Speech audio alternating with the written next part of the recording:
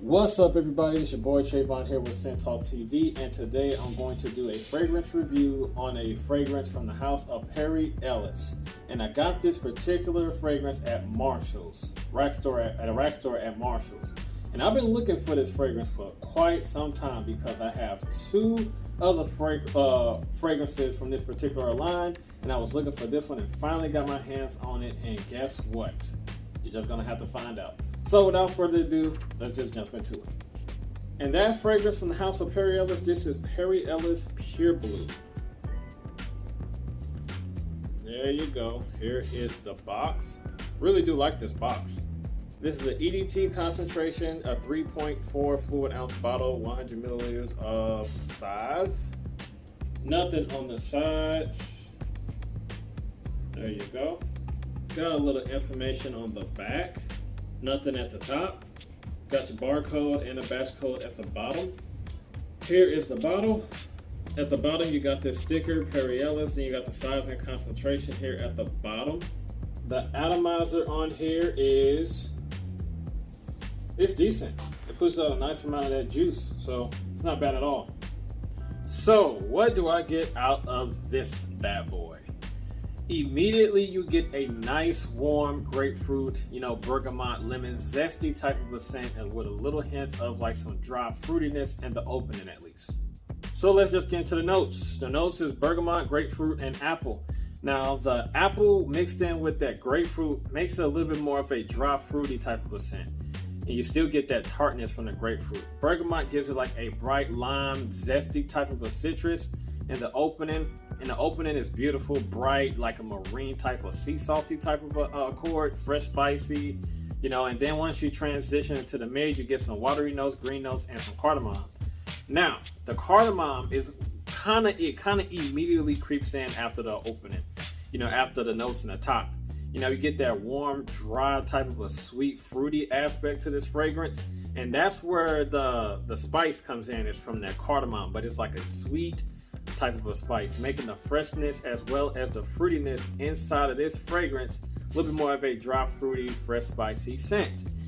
Green notes, you do get a lot of green aspect to this fragrance, as well as the watery notes gives it like a fresh, type of a watery freshness in this fragrance. Lastly, once you get into the base, you get some musk, sandalwood, as well as some moss and some amber. Now you do get like that inky type of a bittersweet type of a aspect when it comes to that moss. That moss and that cardamom is what makes it like a bitter, inky, sweet aspect to the fragrance. A little bit more of an earthy type of a touch to it mixed in with those two. You do get a lot of warmth from that amber. Well, not a lot of warmth. The warmth is still there, but it's not dominant. Then the sandalwood. The sandalwood is the biggest player in the base. It smooths everything out. You do get a little hint of like woodsy creaminess when it comes to that sandalwood. Now that sandalwood is what smooths everything out, tames the grapefruit, calms everything down. The note that's in here that's most aggressive is that moss, as well as in that grapefruit. So that grapefruit kind of toned down just a little bit in terms of that sandalwood, making it a little woodsy and creamy. Then the musk gives it like a dry, masculine type of an aspect. That's where that musk and the watery notes mixed in together, to me, is where you get that marine sea salty aspect to this fragrance, accord to this fragrance. Overall, you just get this, this creamy, fruity, green aspect to this fragrance that is warm, fresh, appealing as well. This is a great gem of a fragrance. If you see, wait a minute, I forgot, wait. This fragrance ran me $25 and some change. Yeah, like I was saying, this is a hidden gem of a fragrance for the price. There's other Ellis fragrances of this particular line. There's like 3 of them. I have 2. I'm waiting on that last one. It's called, I think it's Ellis Midnight. That one is a good one too. Didn't pull the trigger on it when I smelled it at full retail because I felt like it's not worth full retail. This is rack store price at best, but still a good smelling quality fragrance nonetheless. this fragrance does give you a familiarity to Nautica Voyage. It does have that, that bright type of a freshness in terms of, being similar to Nautica Voyage.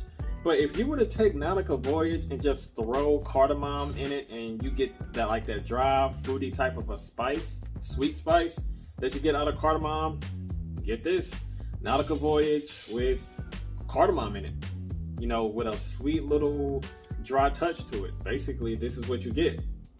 So let's just get into the performance. Now, the performance on this one was not bad. I wore this in a high heat and it really did its thing. It wasn't a beast. It wasn't like, a phenomenal experience with the performance.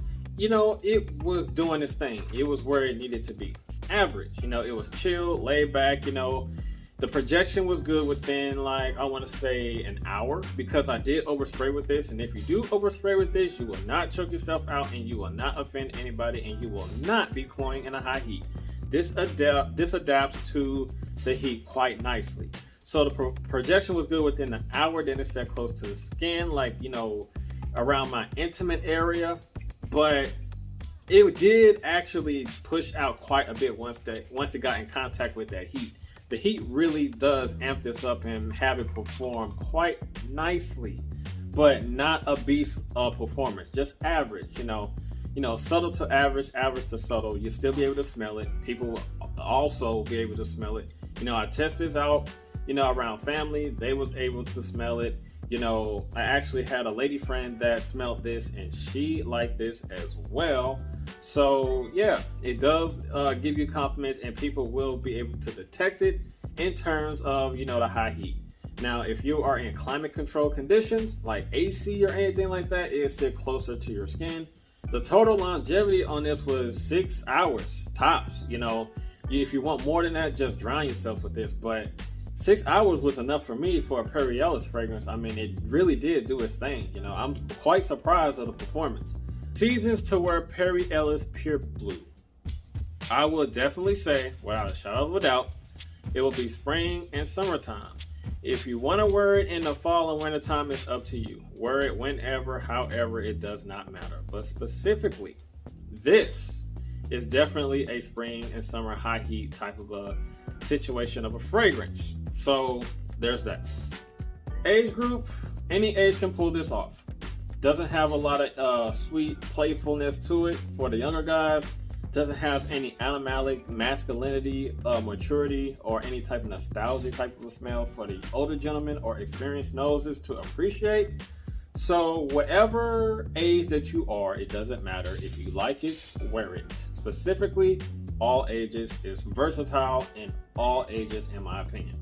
So for the price point, $25 and some change, this is a steal. You can do a lot worse with $25 and some change. But yeah, Perry Ellis Pure Blue, this is a gem of a fragrance. And I say get your hands on it, because I'm pretty sure if you like Nautica Voyage, you'll definitely like this one. So that's all that I have for Scent Talk TV, ladies and gentlemen. And as always, you know what to do. You gotta like, comment, share, and subscribe, and hit that notification bell so you don't miss anything. And I will see you guys in the next video. Be safe out there and be blessed, and have a good one. I'm out of here. Peace. Ooh.